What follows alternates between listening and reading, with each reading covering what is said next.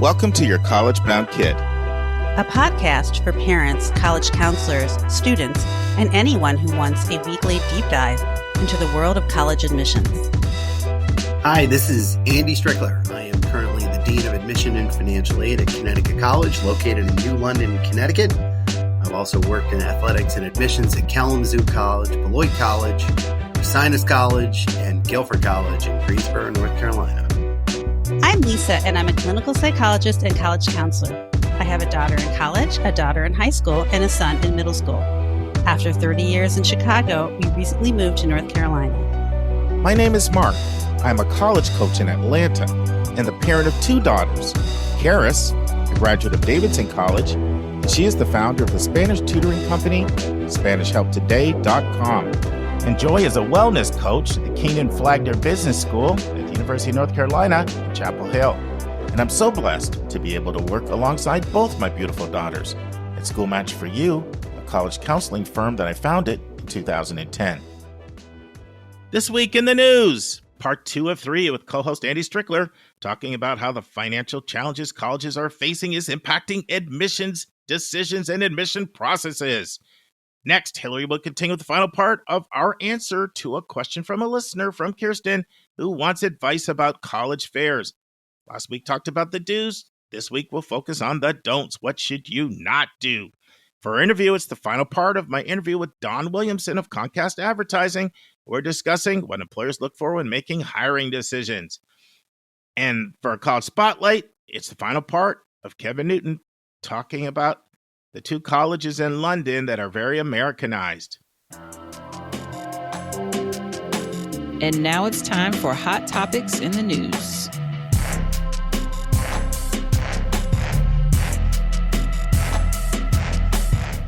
Friends, last week, Andy and I talked about how anti-DEI initiatives are impacting colleges. But for this week and the following week, we'll talk about how many of the concerns that I brought up in episode 519 when I talked about financial challenges colleges face and how they're going to impact admissions. I just asked Andy, how are these things impacting admissions? And you know with Andy, you're going to get truth. Listen and enjoy. Let's get back to the financials, though. Yeah. So I'll tell you something else that I'm hearing, and it appears inevitable to me. Like when, I've said this on the podcast, it's just like your family, right? I use the example, if you got a $60,000 bill because of the flood and your flood insurance isn't going to cover it, and now you don't have $60,000, you either have to increase your revenue or decrease your expenses. So colleges are the same way, right? You get hit with unexpected. So the decrease of expenses is already happening to a certain level with the faculty freezes, in some cases, depending on the place, maybe even getting rid of certain majors or programs, and we see it on that side. But then there's the increased revenue side. And obviously, the easiest lever to try to tap revenue is more tuition. Right. So one thing is to see if there's any way that you can expand the size of who you bring in. Now, I realize that not everybody can do that, either because of their place in the market.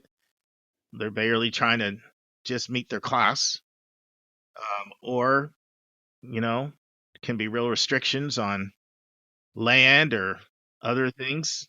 It's not the easiest thing to do to expand 100 kids. It's a place like CC or, maybe a place like big school maybe can absorb that.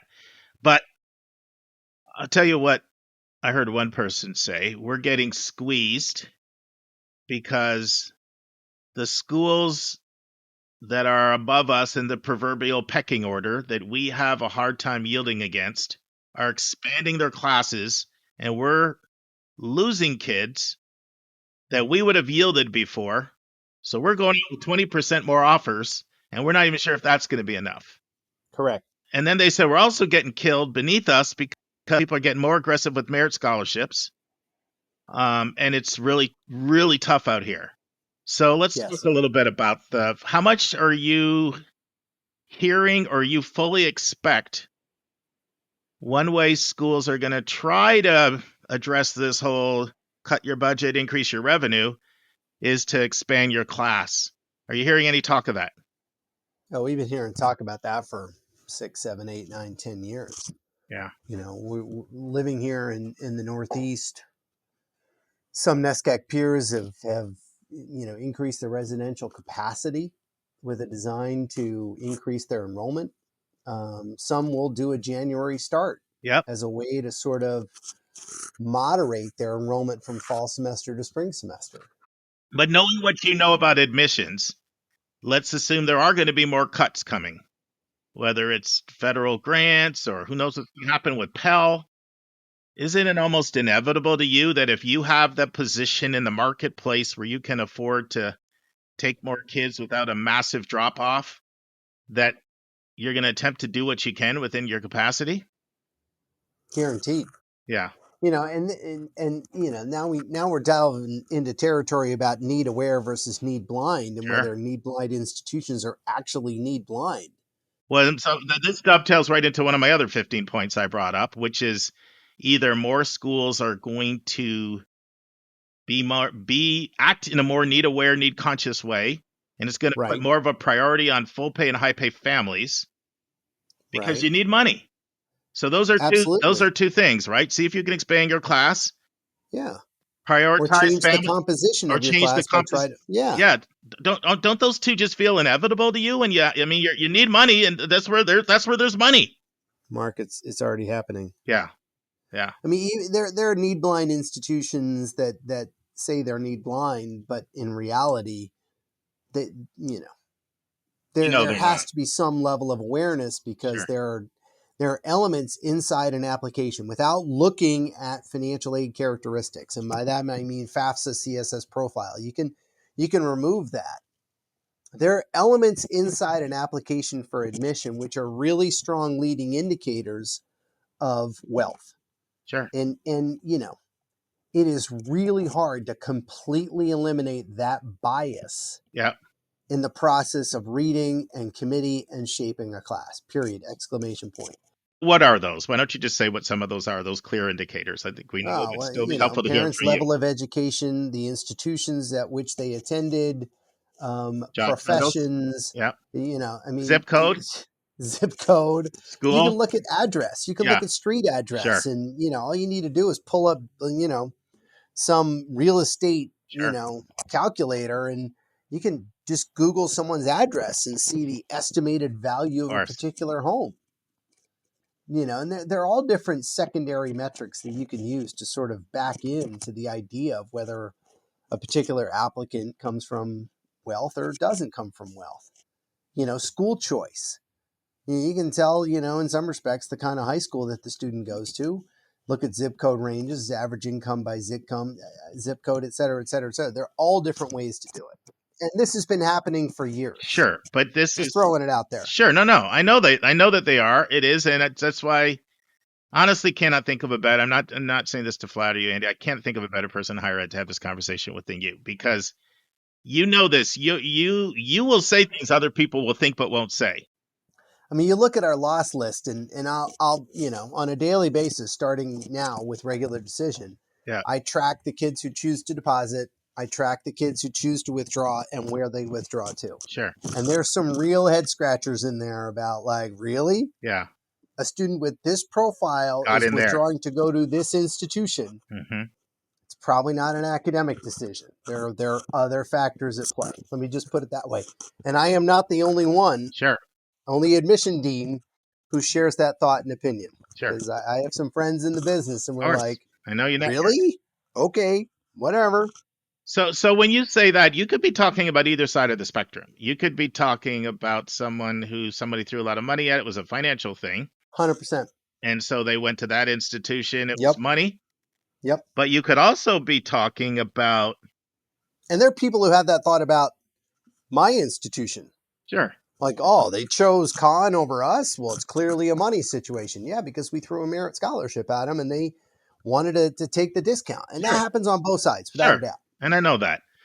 But do you expect to also see it on the other side, which is, whoa, that's a kid I wouldn't have seen get in that school in the past. I can 100%. Tell they're either expanding their class or they're afraid their yield is going to be lower and they're covering themselves. I would think you're also seeing that as well. 100%. Yep. Mm-hmm. Like a student with that profile, Yeah. a marginal profile, got into a really, really selective place. We're seeing it because of X, Y, or Z. Could be this factor, but more and more we're starting to see it in terms of socioeconomics. Yeah. I have long been of the belief that a lot of the schools that say they're need blind truly really aren't need blind. I commended, you probably remember when Haverford and Wesleyan came out and said we're not need blind, and it was really controversial. Yeah. I commended them for sort of their truth in advertising. Yeah. Are you of that belief, Andy, that, come on, who's kidding who? There's a lot Yeah. of people saying they're need blind that are not need blind. I mean, unless you're going to completely, what's the word I'm looking for? Completely block certain characteristics of information in an application. And I'm talking high school, I'm talking zip code, I'm talking address, I'm talking parents' level of education, parents' employment. Unless you're going to just completely block or cross that off, or I can't think of the word. They use it in military terms of classified documents. I can't remember what the term I'm looking for. But unless you're gonna remove that, there's a bias. You can train staff as much as you want, but at the end of the day, as you're talking about budget cuts and net tuition revenue, it's probably having an influence. Yeah, I'm sure you probably know Peter Van Buskirk. I would think you would, just from your Pennsylvania roads. Oh yeah. Yeah, remember Peter used to be over at Franklin and Marshall about 20 years ago. Yeah, and he runs No Name, right? Yeah, No Name. He runs a No Name. Yeah. So I interviewed Peter on the podcast about 5 years ago. And I used to kind of have these little informal debates with him at conferences. And he won me over to his side. And this is his view. There's no such thing as being need blind. And this is his argument. You can't be a little bit pregnant. You're either pregnant or you're not, right? So how many people say they're need blind, but they're not need blind for transfers? They're not need blind for internationals. They're not need blind for their wait list. And guess what? They're not need blind in where they travel to recruit. And then when you submit your financial forms that you have to submit nonprofits every year, he said, you can't afford to have a line item that's that big that's not being managed and regulated. Yeah, if you can't predict your net tuition revenue, right? How do you build a budget? Correct. I think Peter's got something there. Yep, so do I. So you're confirming what I thought. Schools will try to expand their size when they can. Yes. Schools are throwing merit money at people when they can. You're seeing more aggression out there. Yes. And seeing some surprising admission decisions on both sides. Like that institution never used to take that kid, or we never used to lose to that institution very often. You're seeing a lot of that. So let's talk about something else that I think's coming. More moving on the wait list this year. That's interesting. I'm going to argue the opposite side. Okay, let me hear it. I think uncertainty. Well, let me start with the back end, okay? Wait list efficacy or effectiveness of wait list increases the further up the food chain you go. Okay. Right. Let's just say I'm a marginal kid. Sure. I decide I'm going to Franklin and Marshall, and I'm really excited about it. I'm from suburban Philadelphia, right? Yeah. May 15th, let's just say, another institution ranked a little bit higher than F&M gives me a call and says, are you interested in a waitlist offer? Maybe, maybe not, right? If Harvard calls me on July 15th and says, we got a spot, do you want it? What am I going to say? You're in. I'm in. Okay, so the effectiveness of the wait list increases the further up the food chain you go. Right. Okay.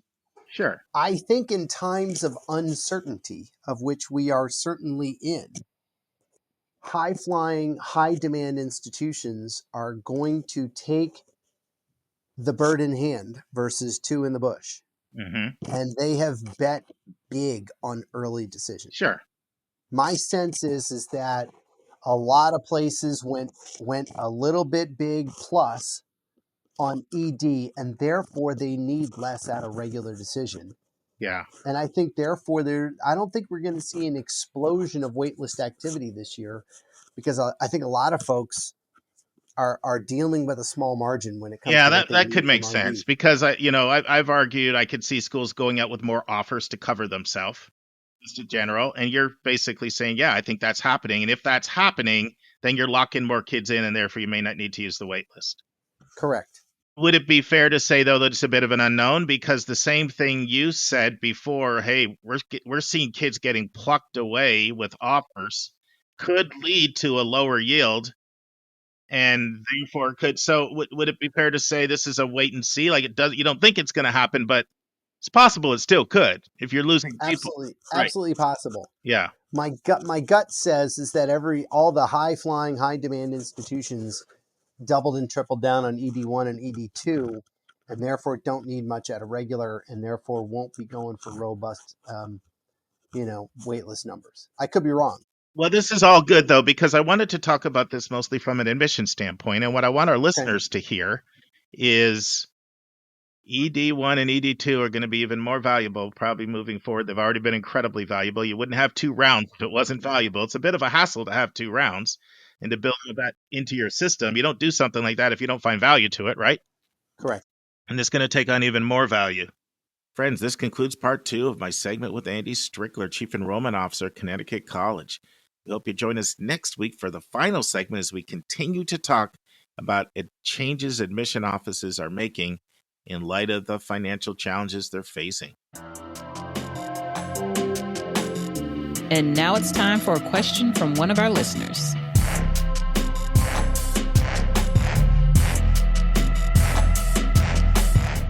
Friends, last week, Hilly and I discussed the things you do want to do at a college fair. Now we're back, and we're going to talk about the things you don't want to do at a college fair. Listen and enjoy. You want to transition to the don'ts? Yeah, don't let your parents do all the talking. Or parents, I know mostly you're the ones listening right now. Don't do all the talking for your student. Have a conversation with them ahead of time so that they know that you're not going to lead the conversations at the college tables. And I think it's awesome for you to be there and to listen and maybe to ask follow-up questions if you feel like there's something you're really curious about that the student missed. But most of what you should be doing is listening. In fact, there are some college fairs that I go to where parents aren't allowed inside because the counselors at those schools really want the conversations to be between students and reps. So if you can sort of make yourself scarce, that's better than being front and center. You know, the big fair that I've been involved in fair planning twice, the big one I did at Westtown, where we did allow parents to attend. And then when I moved to Atlanta, but the big one in Atlanta, that one I told you is 3,500 people. It's all the Atlanta independent schools and KIPP. This wasn't my vote, but we voted as a committee to kick parents out. Instead, they did parent programming, which was good. You know, sessions with reps, Q&A is a big hotel. Mm-hmm. But that happens because people have crossed the lines. Yeah. And a lot of times colleges liked that, actually. I mean, I personally felt it was a missed opportunity. Like if I was a rep in the old day, I would have tried to book a conference room and told people afterward, hey, parents, come meet with me, because I'm big on parents are the neck that moves the head. And I think sometimes admission officers don't think that way. And I think that's not necessarily in their best interest from a yield standpoint. But I know what they were reacting to. I have a certain limited amount of time. There's 3,500 people here. I want my time talking to students. Yeah. I love talking with parents, but I want to make sure that the students are getting the information they need. And it doesn't leave a good impression if the impression that you get is that the student is not capable of standing on their own 2 feet in this situation, that doesn't leave a great impression. And again, like I'm not going to remember the student, but I think it would leave your student feeling less independent, less capable, less like they can do this themselves. And this should be an opportunity for them to gain confidence. And the only way they gain confidence is by trying and falling and having to get back up again and do it over again. And I think that admission reps are a soft place to land. We offer a lot of grace to students. If they're stuttering or if their question doesn't come out right, like that's totally fine. We are here for them to practice on. This is a learning opportunity for them. And if you are doing all of the talking for your student, they look like they can't handle themselves in a hard situation, and they're not getting the opportunity to learn how to be independent. So as much as it's about that, I do love having conversations with parents, but as much as it's about that, like, I don't really want to spend my time talking to parents at a fair, it's because I want students to have the opportunity to learn and grow. Now, how would you feel if you're at a fair, it's pretty sparsely attended, you're just kind of sitting at your table, it's been 5 minutes since somebody's come by, and then a parent on their own comes up and talks to you? Isn't that more welcome? My favorite. Yeah. That's actually my favorite way to talk to parents at a fair. Yeah. And I mean, at CC, when we do tours, we separate parents from students because we think it's so valuable for students to have their own time with our current students. And so sometimes I'll have a parent come up because their student couldn't come to the fair at all, because the student was at football practice or something. And so the parent will be like, I'm so sorry. I know this is not cool, but like my student can't be here. So I'm just trying to gather some information for them. And I'm like, that's fine. I don't mind chatting with you. And when students and parents separate at a fair, I think that also can lead to really interesting conversations with students on the car ride home. Then instead of going over what you both heard together, you both have something interesting to share and maybe can learn from what the other person learned at the fair. You can cover more ground that way. The only time that I would say I don't like having just the parent there is if there is a long line of students who want to talk to me, and if the parent is asking has stayed too long, right? Like, you kind of have to read the room. You have to know if there are a bunch of kids who want to talk to me, then that needs to be my priority rather than the parent. So I think it's better for parents to kind of know the limit, ask a couple of questions, maybe get my contact information so that their student can reach out later if there's a long line. If there's no line, I'll stand there and talk to you all night. I don't care. Yeah, and I would say that's the same thing Hillary said. Like, if you're a parent and you're at a place, most fairs don't kick parents out, but some do. Like, if there's a place that you want to go because you're curious, just keep an eye on it and wait till nobody's there. Wait till nobody's there and then go over there and have your conversation. And sometimes that won't always happen because there are fairs that just nonstop. You're just talking and talking and talking. And sure, you've had this happen where, there's fairs I used to do when I was an admission officer that I literally had to come back and bring students or bring somebody else with me because it was just too much for you to man yourself. Yeah. It's crazy. But those go faster. At least those are the ones where 2 hours, like, wow. The ones where nobody's coming, those are the ones that 2 hours feels like 4. Yeah, I love it when I can talk through most of it. And if I walk away having sort of lost my voice, that means it was probably a really good fair. Mm-hmm. Anything else on the don'ts list? Yeah, on the don'ts. Don't ask questions that you can Google. I think we talked about that. Don't only visit the busiest tables, and don't try to visit every table. Don't give us a copy of your resume. I was going to bring that one up if you didn't. Students ask me that sometimes. Should I bring a resume? And I'm like, no! Yeah, that's a parent question usually, by the way. Parents say that. Yeah, that's a very Ben from the Mindy Kaling series kind of thing to do. Don't be like Ben. Why don't you explain that? Why do you not want a resume? Because we learn what we need to know through your application, and from like talking with you. You're not going to tell me anything new or make me more excited about you by showing me your resume. I mean, I think our applications are set up the way that they are because that's the information we want from you. And if the application has a place to upload your resume, that's great. But we don't need it at that point in the cycle. Anything else on the don'ts? Yeah. So we talked about not asking, how's your X program? Instead, ask more about the school generally.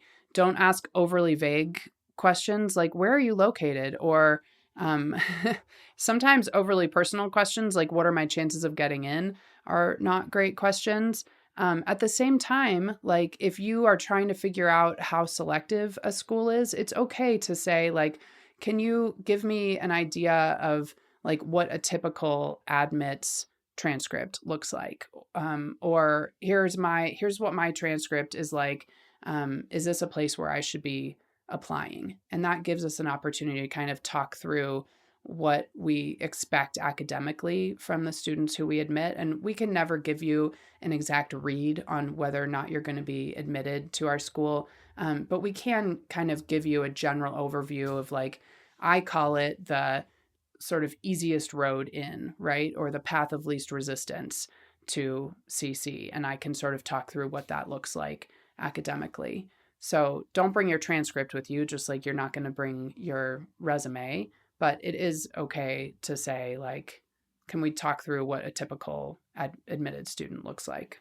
What are your thoughts, Hillary, of somebody sort of asking you a curriculum choice class? It's like, we have to pick our courses now. I'm not sure whether I should take stats or calculus. What are your thoughts of those types of questions? I love having those conversations, especially because it's so different from school to school. And if you've identified that school X is your number one school, that's a really great time to have that conversation. If you're choosing classes for your senior year and you have a choice between AP Stats or Calc BC, there are some schools where that's really going to matter, and there are other schools where it's really not going to matter. So I think it's a great opportunity to have that conversation. Anything else on our don'ts list? Yeah, don't measure success by how much one-on-one time you got with the college rep.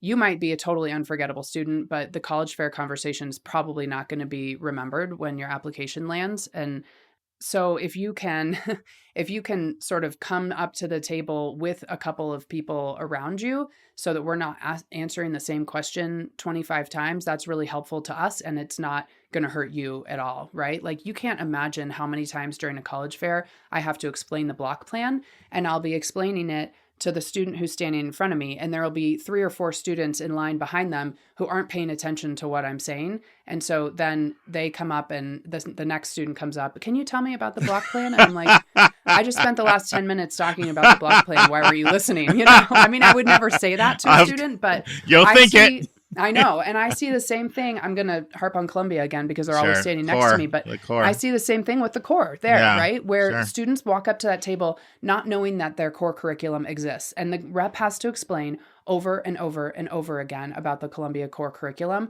while the students behind her are staring off, or behind the one who's right in front of her, are staring off into space and not paying attention to what she's saying.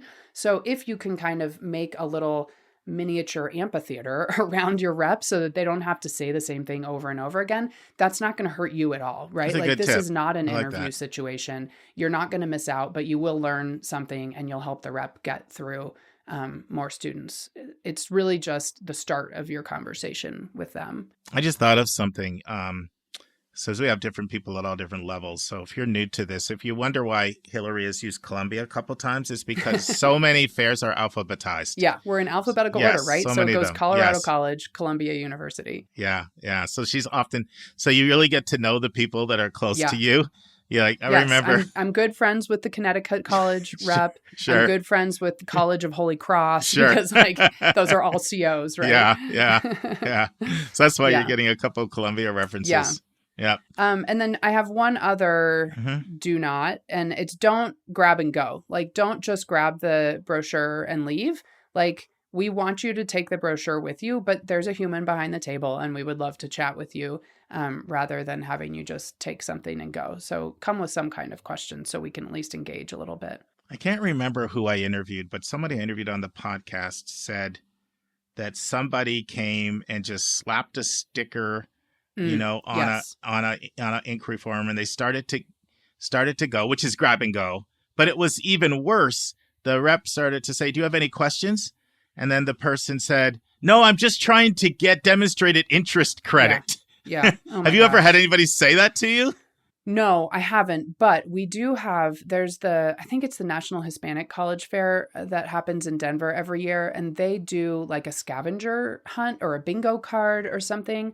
And the idea of it is lovely, that you're supposed to stop and ask some questions so that you can fill out your bingo card or whatever it is.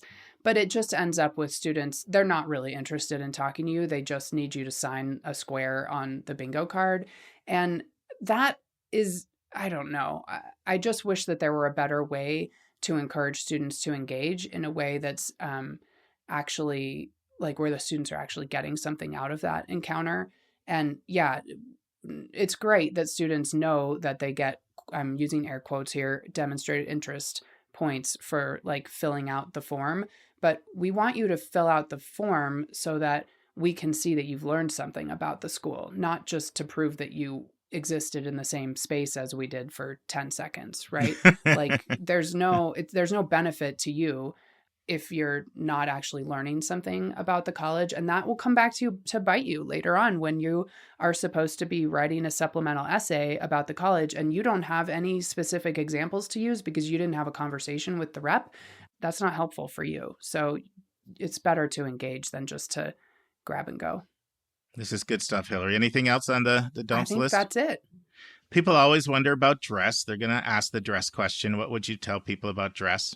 Yeah, it's so interesting. I've seen some, like when we were preparing for this, I was kind of Googling around to see what other people say are do's and don'ts. And there are a lot of people who say that you should like dress well, don't come, wearing ratty clothes. And maybe it's because I work at a school where people are dressed in like hiking clothes all the time. I don't notice and I don't care as long as you're not dressed like inappropriately, meaning like you're not fully covered up. You should not come wearing a swimsuit, unless you just came from swim practice, and then you should have your sweats on over your swimsuit. Like I don't really care if you're dressed in sort of business attire or not. I will say it's sort of interesting. Once in a while we'll have someone show up who's dressed in like a suit and tie or something like on the very kind of fancy formal side, and that can be fine, but I am also always like, wow, like the student's taking this really seriously. It doesn't affect how I think about them, but I do notice. Some cultures emphasize that a little bit more depending on the cultural background that the people are from, and sometimes it depends on what kind of school I'm at, right? Correct. Like when I'm at the independent boarding schools in the Northeast, sometimes kids will be coming straight from practice, and other times kids will show up really well dressed, like they're from the Northeast, right? But when I have a student show up in like ratty jeans with holes in them, or with a ski cap on, like a what's it called, like a knit cap on, a beanie, that does not faze me at all because that's how all the students outside my office are dressed. Friends, I should have said this when Hillary and I were recording, but what I would say is that what Hillary just said is very specific advice for Colorado College. I get this dress question a lot in counseling from students and parents, and I tell my students, no torn, tattered, frayed, or written on clothing. You also don't need a tuxedo. No showing of cleavage or anything too tight. I tell students to be yourself, but if you really want to play it safe, avoid extremes. Like I said, no tuxedos, but you can't go wrong with business casual look. And if you're not sure what I'm referring to, I want to share a really good article with you. Just Google 25 Best Business Teenage Casual Ideas by Ann Elizabeth. And Ann Elizabeth works for fashionbent.com. So this is up on the fashionbent.com website. Now, if your teen is listening to this, they're going to want you to hit you up for some cash to go shopping. And I don't want all of you having to go run out and spend money to mimic the 25 pictures here, because you do see 25 photos of different looks, all are business casual. Any of those looks would just be really, great. You could kind of pick a style that's closer to what works for you. And I do want to repeat, you do need to be yourself. I'm sure your teen has some clothing similar to this at home already. But once again, if you want to play it safe, just look up this article and you'll see photos of a look that respects the occasion, but still looks very comfortable. Now, the one thing I don't like about this article I'm recommending is it focuses on teenage girls. And I can't tell you how many times I've heard girls say it's so much easier for guys. So, and girls tend to be the ones that are the most dress conscious. So if you only had one article to look up, this would be a good one.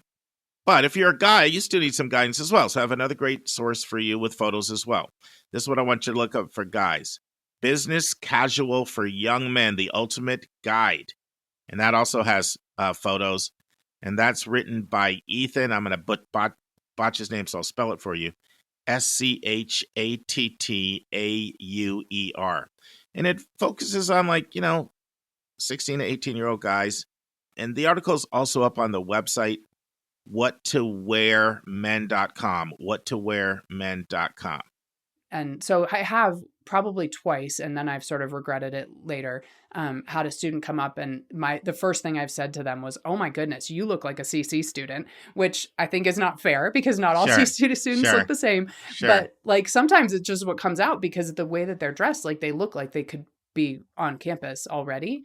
And so I've actually had that happen. I've accidentally said that twice because I sometimes can't control my mouth. And one of those students ended up at CC, and I saw him at orientation. I And guess he's you like, got it "Do right. I still look like a CC student?" I was like, "You sure do, buddy." He remembered what you said. Yeah, he did. Do you have thoughts on what someone should call you? Like, let's say they grab your card and you know what I mean? Like first name, last name. Do you have any thoughts on that? I'm sure that can be different depending on the formality of the college. But at CC, we pretty much go by first names. Like even our professors are generally known by their first names. So we're pretty casual. So I'm fine with when people just address me as Hillary. I don't mind if they call me Ms. Dickman instead. That's fine too. Mm-hmm. One other thing I would say, Hillary, is it helps to kind of learn the layout of the fair, because I've seen people who, well, let me take a step back. Some fairs will have like a big room, and this could be anything. It could be a gym or it could be a hotel conference room, a big area. And then they'll have all those little side rooms, either in hotels or classrooms, where they have school, And I've seen people like not even know until the end that I had no idea this school was there because they came and just dove right in, and so a lot of fairs, some fairs, will have the list of them online or someplace where you can access them. Some do, some don't. But I think it pays to find out first who's there and the layout of the fair, just so that you don't end up missing a school you would have liked to have talked to, but you don't even know that they're there. Yeah, I would agree. I've definitely been at fairs where split in half are in the gym and half are in the auditorium or something like that. And I do find that there will always be a few students who kind of come running through the room that I'm in at the end because they didn't realize or they didn't save enough time for themselves to get there. But usually when you go into a fair that big, there's a map. So it's smart to sort of plan your time. Yeah. And sometimes it's not a bad idea to have, a lot of times they'll give them to you. Fairs I've been involved with, we always gave them something to put all your, the handouts that you get. Right. Yeah. It's good to have a bag or something with you if they're not going to give you that. Yeah, because there are going to be materials there. Yes. That you're going to want, and just to have them all in your hand, or sometimes they're leave them, people drop them on the ground. It's just nice to have some kind of bag. Yeah, bring your favorite tote bag. Yeah, like also there are a lot of things that aren't paper materials, right? There are pens and stickers and all kinds of stuff that gets lost if you don't. Even munchies, like little Snicker bars. Some schools have the. Oh, that's a don't you think? Come to the fair and just grab the free food and then pop to another one? Yeah. Nobody likes that. Yeah, nobody likes that. Nobody likes that. I think we've covered most of the things that I can think of.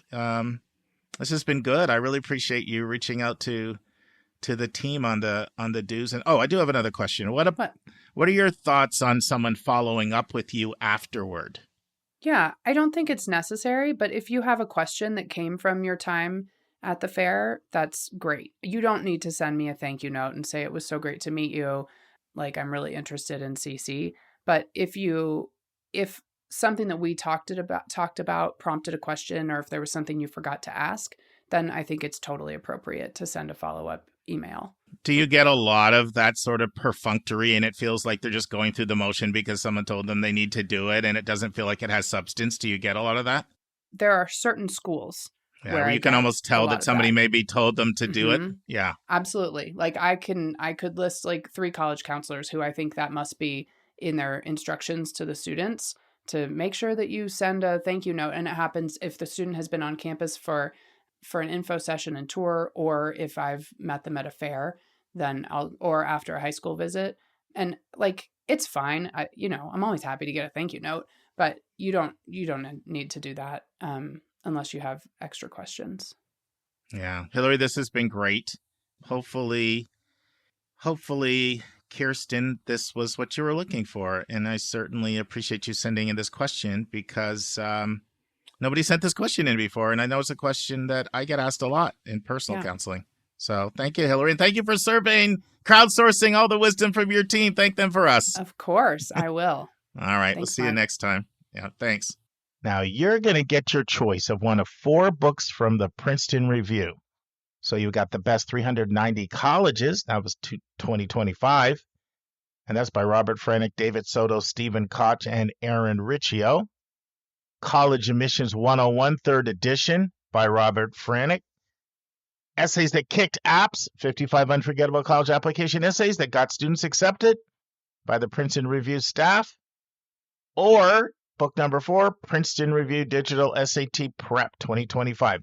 And Penguin Random House is the publisher of all of these books. Now, in order to get your book, you just need to email me directly at mark@schoolmatch4u.com.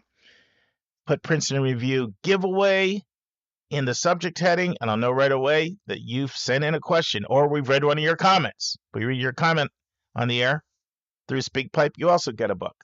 Just put that in the subject line. If you remember the episode it ran on, put that in the subject header or in the body of your email to let me know which question you asked. And remember to let me know in the body of your email which question you asked. In the body of your email, also put your name and full address with zip code. I'll get your request submitted to Princeton Review within 24 hours. Once again, thanks to the Princeton Review for their generosity. And now this week's interview with a special guest.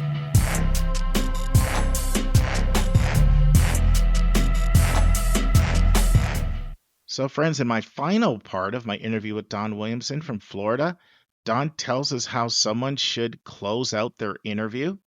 Dawn gives her advice when selecting a recommendation. Dawn gives advice for what a parent of a 16-year-old can do right now to set him or her up for job success. Dawn tells us whether your grade point average in college is important when it comes to getting entry-level jobs and mid-level jobs. And Dawn leaves us with some final sage advice. Dawn tells us what she means by the importance of oxygen. And Dawn tells us what employers do that grinds her gears in our lightning round. Listen and enjoy this final part of my interview with Dawn Williamson. So let's say someone's had an interview and they leave the interview. What's appropriate or inappropriate follow-up for a job applicant after the interview? So I always love to send a thank you note immediately after. Could be within 24 hours. I think that's fair. Anybody who takes the time to give some thought about the interview and pull forward in the thank you note makes me feel like, okay, you know what? This is not just, hey, Dawn, thank you for the time. Look forward to hearing back. But thank you, Dawn, for the time.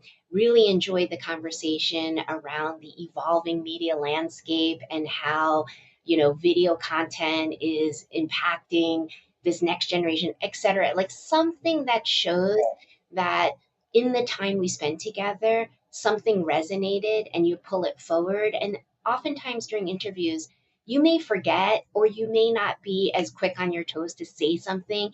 And afterwards, inevitably, like, oh, I should have said that. Put that in the thank you note. Go ahead and add more color to your interview because that just extends your passion for the role and the opportunity and that you were really listening to what we spoke about. And that makes me feel like, okay, you're going to stand out. You took the time, you wrote a thank you note, you pulled forward some points that you thought were important. Also, I'm in sales, so I'm always a closer. Like end with something strong in terms of your thank you note as to why you think you're the ideal candidate. What was it about you that really I should think twice to hire you and pull that forward in there? I don't need a long one. I just need a really strong content in the email. And then that shows me you put the effort in there. And then if I have met 10 people to interview, I'm like, oh yeah, that's right. This individual is, strong communicator, strategic, and, thrives in challenging environments, whatever it may be. So what's an example of that somebody could close strong but be succinct? I would say something like, you could say, after learning about the role, I think I have the communication skills, business acumen, and determination to succeed, or something to that effect. I think what would be important is if you listened effectively in the interview, usually the answers are all there. I see. Because typically when you're interviewing, they'll be like, so what are you looking for in this role. And oftentimes, as a hiring manager, you're like, I'm looking for someone with social media experience, somebody who is good at writing, somebody who's a good team player. Okay, right there, you have your answer in your Sure. interview. So make notes. Then in your thank you throw that right back at me. And so now it's like, oh, okay, you heard me. And oftentimes even better, it was like my social media experience, having been the president of the American Marketing Association, has enabled me to blah, blah, blah. So now, not only am I saying I have social media experience, I've also referenced the work that I've done that has enabled me to get that experience. So, I feel like thank you letters, they're not 5 minutes. They take a little bit of time. And if you were paying attention during your interview, all the answers are there. And it's up to you as the candidate to thread how your experiences marry up with what this individual is looking for as a hiring manager. And you close that thank you letter with all those points. That's good. So let's say you ask for references, which most jobs do, especially if you're, getting serious about someone. Any advice for someone when it comes to references? Recommend somebody who knows you well, because in the reference, a lot of times, the one of the questions I'll be like, well, what are one of their blind spots? What is an area that they can work and develop on? So someone who doesn't know you well won't be able to answer that question. Right? So it could be, and these are like the safety ones. Oh, they like to take on too much, so they get overwhelmed, or they overschedule, whatever it may be. But I think it's important for that reference contact to not only know what you're great at, but also be prepared on the areas of opportunity for development. Amazing how many parallels are here between college admissions, by the way. Almost everything you say parallels the admission process. People have a Yeah, tendency to want to impress somebody with a big name, but college admissions will say it's not how well we know the rec writer, it's how well the rec writer knows you. Same kind of thing, same that's, concept. Yeah. there are a lot of parallels, I think, as we talk. Yes. By the way, Don's a podcast listener too, so that's a nice little thing to That's throw in right. there. Yeah. So Don, let's say you're down to 2 or 3 very strong candidates. What are some of the things you find that lead you to selecting one person over another? I think a lot of what I shared earlier, you know, if you have two candidates and their academics are the same, their work experiences are the same, then I'm going to look at their activities and interests, because I think, and of course, how they show up in the interview, which is an intangible, right? It's not until you're engaging will you really know. But I would say a lot of times it's also another facet, which is what does my existing bench look like? And what do I want as a complement? Sometimes you may have a team where you have a lot of heavy hitters and they're really strong. So now you need to build a pipeline for the future. So you may be able to take a little bit more of a risk on someone who may be more junior because you know that there's a lot of experience in your team. So it really depends on the scenario. But like I said, the more you could think about what makes you unique and different in your resume, that will help. And then when you interview, your ability to articulate how your experiences apply to the role and your interests apply to the role. Those are the two things that I think are going to be important as well. So Don, what are the things a parent of a 16-year-old, 17-year-old listening to this, wanting to set up their student for success to be competitive in a competitive job market? What would just be your advice to a parent? Yeah, I think going back to what I said earlier, just give the child and have them understand that the more experiences that they have under the belt, the more it helps shape them into the individual that they are going to be as they move forward in life. And really, job experiences, of course, getting some extra pocket money doesn't hurt, but even if it's non paid, it's about the experience and building that confidence, right? Because inevitably, as you achieve your goals, whether it's a nonprofit to clean up a beach or it's working on a club, it all shapes you. And that sense of achievement when you conclude that is really incredible. And then when you're meeting on an interview, being able to have those reference points are authentic and enables you to really show who you are as an individual. So my recommendation is experiences, put yourself out there, join clubs, try new things. All of that helps as you evolve and go on to college and ultimately look for a job. Last two questions on this topic here. How important is college GPA? And is there anything that I haven't asked you that you'd want to share as we wind down? Okay, so college GPA is interesting because unless it's your first job, I rarely see the GPA on resumes. I think one of the first jobs, like my first job at Pricewaterhouse, they did ask for a transcript because it was my entry level job and they want to validate, I'm sure, my GPA and my resume with the transcript. While some organizations are much more loose about it and you don't even need your GPA, there's an assumption that you've graduated and you are a functioning individual. So I think it really depends on the industry, how strict they are. But for me, I don't remember the last time I saw a GPA on a resume, and nor did I ask for it. But obviously, doing well always helps. Being on Dean's List, anything that shows academic strength just helps, again, as another data point to show that this individual is committed to whatever they do. That's great. And anything we haven't talked about you want to leave our listeners with? I was going to say, at the end of it all, right? Because now I've been working for a long time, it's important to obviously take your academics seriously, take your career seriously.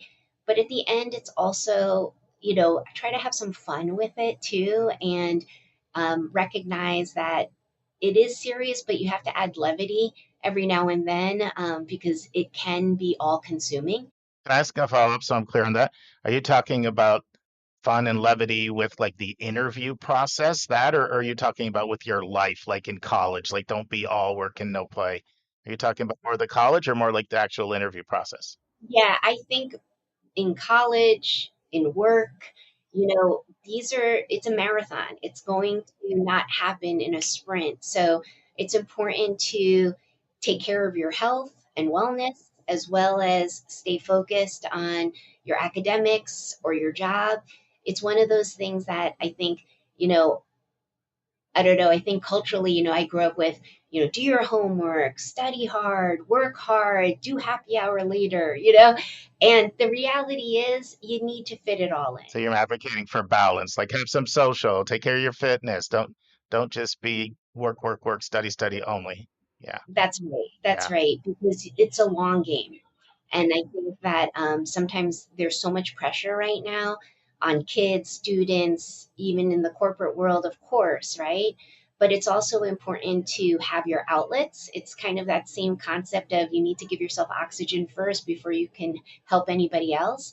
And oxygen is whatever feeds your soul. It could be working out, it could be yoga, walks on the park, whatever it may be. But, that balance is going to be important because when you are working that hard, you need those reserves. And those reserves are the pieces that you feed your soul with. So that's my tip in life in general. And having been in the long game, I definitely try to constantly prioritize that. And it's not easy. You always want to do your work first. That gives you less anxiety. But believe it or not, sometimes taking time for yourself also helps in that sense. I'm going to borrow that from you. I like that oxygen analogy. I can think of many times how I can use that. So I'll quote you on it, though. So you know how this works. No first-time guest gets away without at least one or two hot seat questions. I'm only going to give you two. So Okay. what advice would you give to your 18-year-old self, besides what you just said? Because you could have used that one, right? That sounds like, besides some second dose of advice you'd give to your 18-year-old self. Oh man, that was funny because I was definitely going to say that's my I beat you to it. I guess this is another thing that, when you're young, you're so driven, you're so focused, that making time for friends and family is also important. I know I talked about your own personal health and wellness, but also friends and family are also a form of oxygen that give you energy and are there to support you. And so, make time for that because you blink and everyone's doing their own thing. And you have to be deliberate about that. Physical proximity is sometimes difficult. So you have to make time for those trips and do that to feed your soul as well. So it's a little bit of a sub bar to the thing that I That's said. good. That works. That works. Last questions. What's something that an employee does that grinds your gears? I guess it goes back to what we talked about a lot, not being an effective communicator and not a good listener. Those two things, I think, sometimes are time sucks, right? Like, if you don't listen, then you're talking over each other. And if we just spend a little more time really leaning in and understanding what somebody's saying, we could be so much more effective. And I think it took me a while to learn too. This is going to be just a tip. Sometimes communication styles vary, and one may think they're communicating really clearly, but it may not be landing clearly. I think it's very fair to ask a clarifying question. And I know when we start our career, sometimes it's like uncomfortable. Do I ask this clarifying question? I have no idea what this person just said. It's totally okay. It shows that you were listening and you need clarity around what was just communicated. So I encourage clarifying conversations because everyone has their own communication style, and sometimes it's not always effective. And it's okay. You just need, and if they're senior to you or same level or more junior, it doesn't matter. Communication is a equal opportunity sport. Dawn, thank you so much. I really appreciate you coming on here. I've appreciated our conversations over the years, and this is a different kind of interview for us, but we have parents who just want what's best for their kids, and I think you gave us a lot here that parents can apply to their own parenting. So thank you so Good. much. I really appreciate it. Here to help, and happy and love the podcast. Have so many great insights from that, and happy to continue to help in any way. Thank you. Thank you. And now it's time for our College Spotlight of the Week.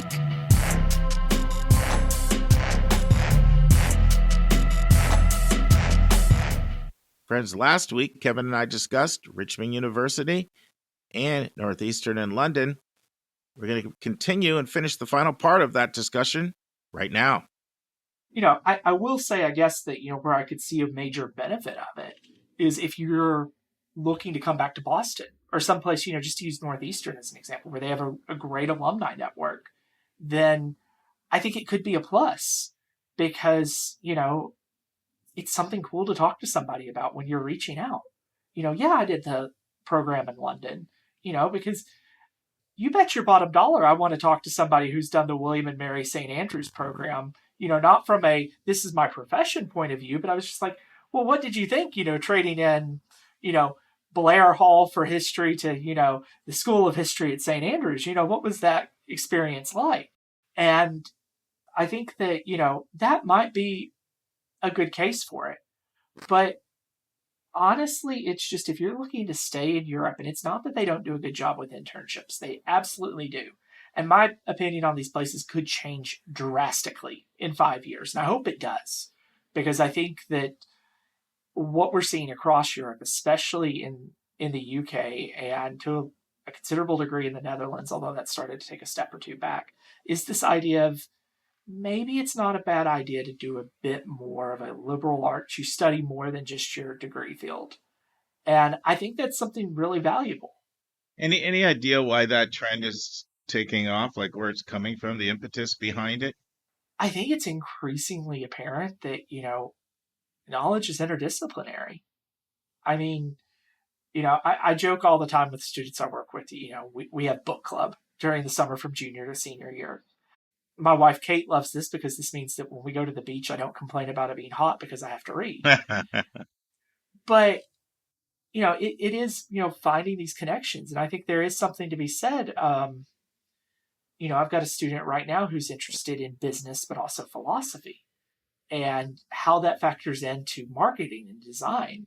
And these are technically things that 5 years ago in the UK, we'd be talking about like Bocconi in Milan for a place that factored in design, business, and philosophy. But we've got a growing number of places that, in the UK, it's more well, we can see the connections there. There are bridges to be built there. And I think it's something that's really, for lack of a better term, cool. I mean, again, I'm a huge nerd. So, Kev, let's look at somebody who is drawn to these two schools it could be any of the reasons you mentioned. You've said that if you want to come back to an American medical school, it's safer because you won't have to worry about them not excluding students that didn't get their education in the American system. What are the differences between the two besides Northeastern's closer to the central core of London and the places that people want to be when they go to London, and you're more likely to get the full London experience than at Richmond? What other differences do you see between the two of them?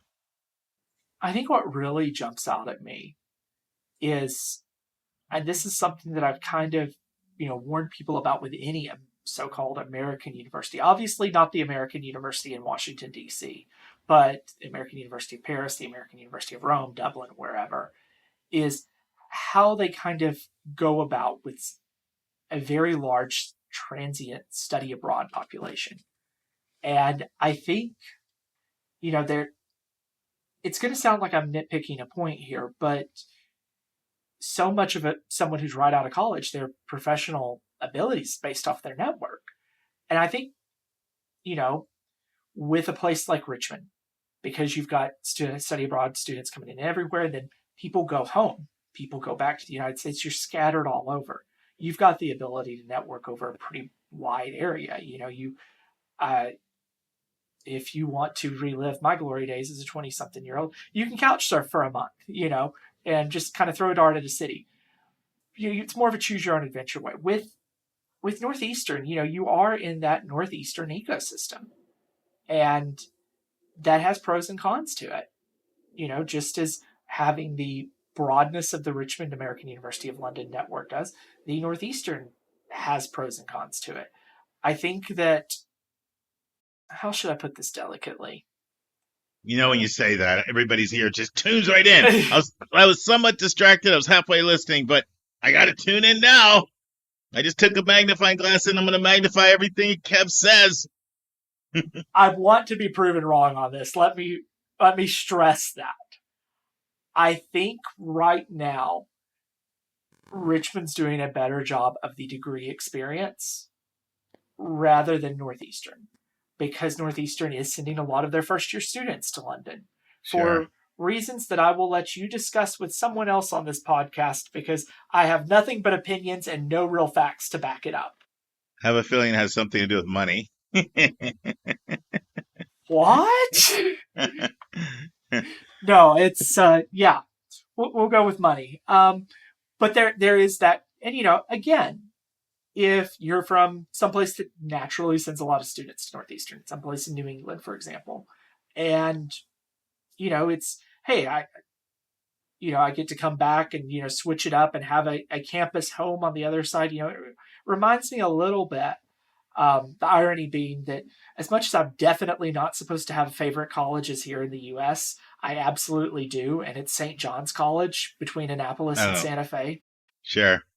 You would have probably loved to go there, man. Just read books all day and talk about them. The guys' group chat is lit for a number of reasons with the international relations talk, but there's also a number of us who are slowly reading through the Eastern Classics curriculum on their master's degree. So, and we're more than a little bummed out that there's no, Arabic or Persian or Turkish course that we can take. So, for those of you who aren't following, we've had St. John's on before, and they have two campuses. They have the Annapolis and the Santa Fe, and you read a couple hundred books when you're there, and you write and you talk about them, and that's what you do. And you know what the books are, and it's 500-ish, so it's small.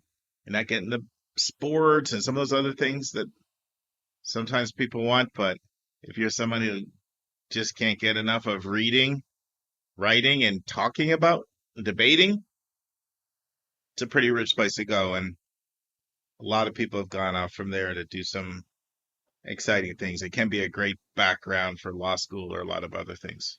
I had a student this past year who she'll be starting at Oxford, and Oxford was her first choice overall, but her second choice was St. John's College. So I know I'm really, I try not to have opinions about American places, but I love that place. I just think it's so cool. Well, I can see how you would love it.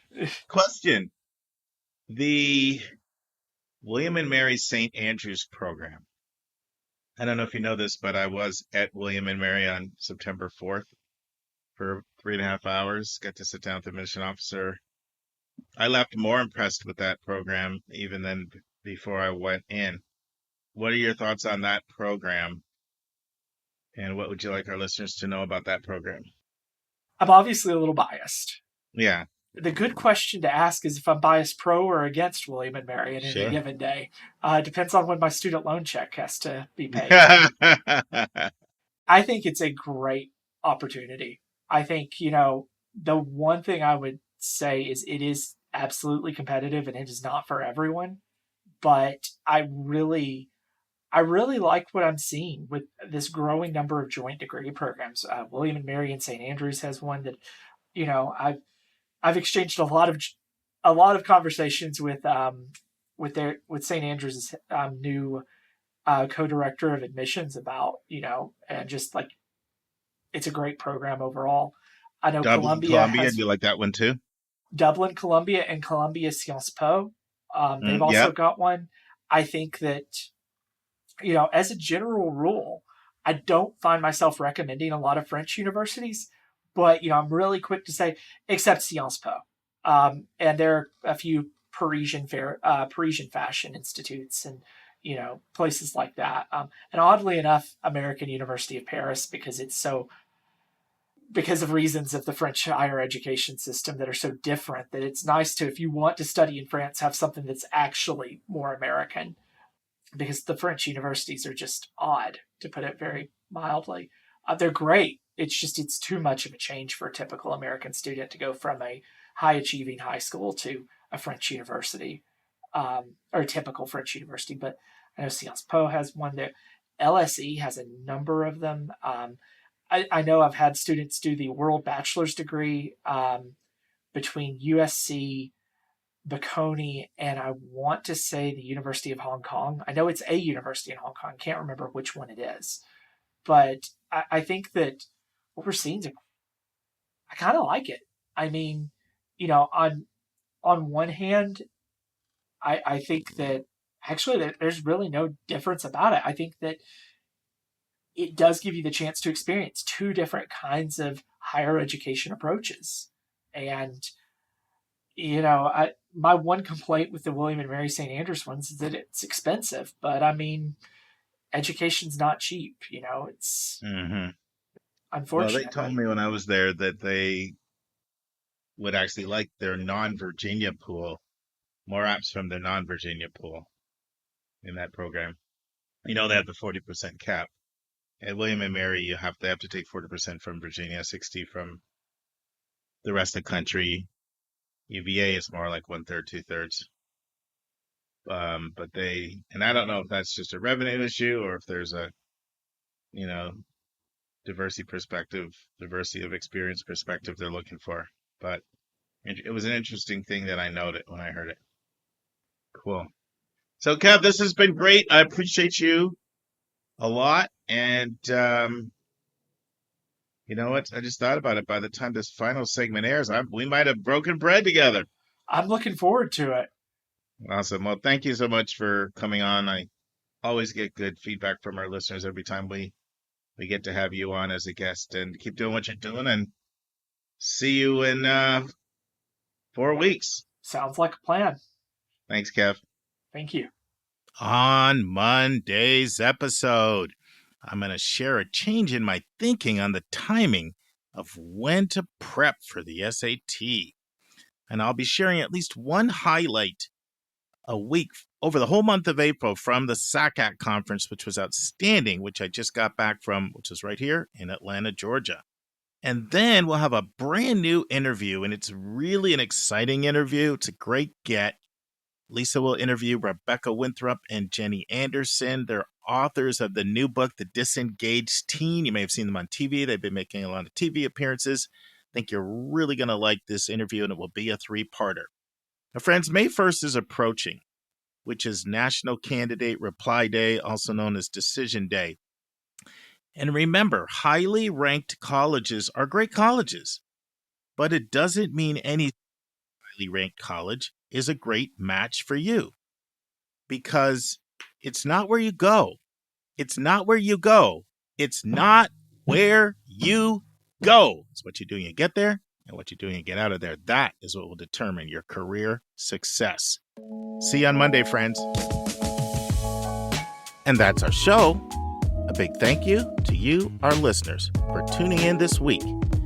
If you find this podcast helpful, please follow us and you'll get every single episode as soon as it is released. If you're interested, there are a few ways you can really support our podcast. You can click the share button and send it to your friends and acquaintances. You can help us pay our staff and our expenses by donating on our website. You can write a review for us on Apple or Spotify. I'm the producer of the podcast, but we have a fantastic team of 15. Shout out to our co-host, Dr. Lisa Ruff, Dr. David Williams, Linda Depker, Susan Tree, Vince Garcia, and Julia Esquivel. And to our substitute co-host, Sylvia Borgo. Our sensational sound engineer is Nemanja Motvich. Our amazing music is from Victor Allen Weeks.